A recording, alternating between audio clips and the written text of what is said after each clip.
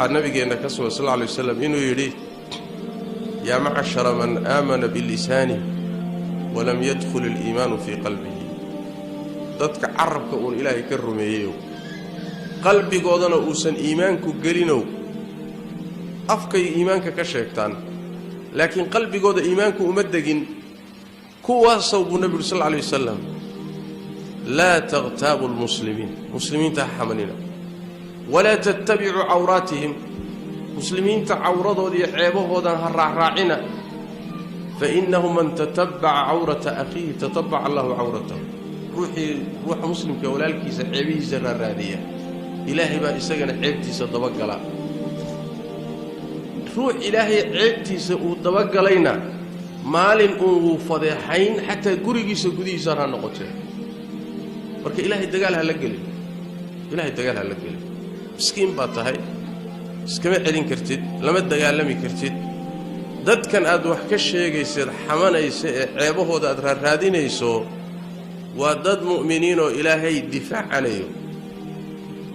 inna allaha yudafi'u 'ani alladhina aamanu dadka mu'miniinta ilaahay baa difaaca ilaahay baa u taagan difaacooda dadka noocaas waxa ku jira dadka mu'miniinta ilaahay caabuda ee alla ka baqay waa awliyadiisii waay dadka awliyada ilaahay awliyadu dad gooniya ma awliyadu sheekh hebel gooniya ma awliyadu wax weeye alladina aamanu wa kanu yattaqun ruux kasto ilaahay rumaysan aakhira rumaysan babaadida iimaanka rumaysan hadana ilaahay ka baqa rag iyo dumar waa wali ilaahay dadka marka ilaahay ka baqay muslimiinta xijaaban ee tukanaya ee sadaqaysanaya xagga ilaahay u jeeda hadad adiga aad ku mashquusho wax ka sheegto la xulowdo adigana ilaahay baa kula dagaalamaya tabaaraka wa taala ruux ilaahay la dagaalamayna meel gaari maayo sidaas daraadeed waxa loo baahan yahay in aynu kala nabad gallo in dadku ka nabad galaan haddaad yeeli weydo kan la xamanayo ma khasaarsana laakiin adaa khasaarsan laga sheegayo asaga nasiibkiisa waay maxaa yeelay beer bilaasha loo tabcayaa salaadaadii iyo soonkaagii iyo xajkaagii iyo cibaadadaadii waxaad lahayd wixii ugu qaalisanaa baad siinaysaa bilaash ku qaado kan la xamanaya isaga in la xantaay dambaa ugu jirta adiga laakiin burburaya adaa isgubaya Soomaarti saas daradeed baa nabigeenu sallallahu alayhi wasallam wuxuu inoo sheegay atadruuna mal muflis buu ma taqaanaan ruuxa caydha cayd ma taqaanaan umadayda xir rasuulka ilaahay cayd waxaan anaga u naqaanaa ruuxan xoolo lahayn oo hanti lahayn oo waxba ka nixin bar adduunyo ruuxan lahayn baan anaga dhahna cayd nabigu wuxuu sallallahu alayhi wasallam ruuxa caydha umadayda kamida wax weeye waa ruuxa maalinta qiyaamada iimaan doona soom badan buu la yimid salaad badan buu la yimid acmaal waaweyn buu la yimid khayr badan buu wataa haddana dhanka kale dad badan baa yimid mid buu caayay mid buu xantay mid buu dharbaaxay xoolihiisii buu qaatay dadkii uu waxyeelay baa meeshan soo safanaya xuquuqdoodii bay sheeganayaan ilaahay maxkamadiisa la joogaa cadaaladda markaasaa rabbi tabaaraka wa tacaala wuxuu u qaybinayaa acmaashiisii wanaagsaneyd ee adduunka uu ku sameeyay janno ku gali lahaa ayaa dadkan loo qaybinayaa kan uu xantay intaas siiya kan uu caayay intaas siiya kan uu dharbaaxay intaas siiya kan uu xoolihiisa qaatay intaas siiya wixiisii la qaybsay markii lagu kala kaco ayaa weli waxaa soo hadhaya dad waxoodii aan qaadanin ayay ka dhamaanaysaa cibaadaadkii ka dhamaanaya wuxuu nabigu sallallahu alayhi wasallam bilaash iska tag la dhimaayo idinka meeshii ninkii waaba la dhamaystay waxa kale to laga qaatamo la iska tag la dhimaayo ayagana waa in xaqooda la siiyo see lagu siinaya wuxuu nabigu sallallahu alayhi wasallam dunuubtoodii ay galeen kuwan inta laga soo qaado waa isaga dusha laga saaraya markaasaa naarta lagu tuuraya saas daradeed baa aimadii salafku waxay dhihi jireen markii la yiraahdo heel baa ku xamanayay wuu mahadsan yahay buu dhihi jireen maxaa yeelay wax laysa siiyo wixii ugu qaalisanaa buu iisoo hibeeyey ruuxa acmaashiisii ku siinayo aakhiradiisii kuu kasbayo janno kuu kasbahay wax u dhigma ma leh soo maa saas daraaddeed ruuxa la xamanaya wax laga sheegayo asaga waxa weeye maslaxaba ugu jirtaba in la xanto wax laga sheego la caayo la aflagaadeeyo laanno aakhiradiisa ku kobcaysa laakiin ruuxa gubanaya isbaabi'inaya waa ruuxa dadka xamanaya wax ka sheegaya waa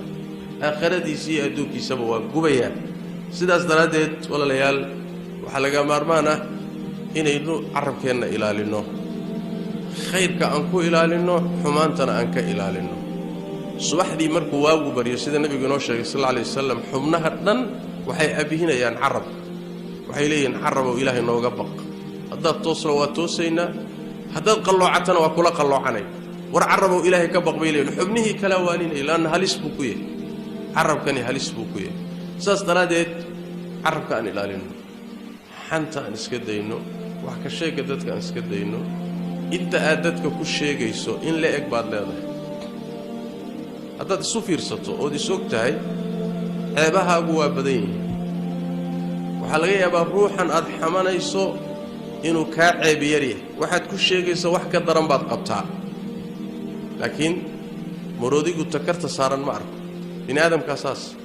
midkaa kale waxa saaran iyo ceebihiisaa u muuqda tiisu uma muuqato haddaad adigu is ogaan lahayd ceebtaadaa kaa kaafin lahayd dadka ceebihiisa laakiin markaad naftaadii garan weyday ood ceebtaada garan weyday ood xaqiiqadaada garan weyday baa waxay noqotay inaad dadka ku mashquusho oo dadka wax ka sheegto saas daraaddeed taadu ha kugu fillaato yaa adigaa tif ah adaa buuxa bini aadam baa tahay daciif baa tahay dembiilaa tahay wax yani wax weeyaan yani muxuu ahay kugu filan baa ku haysta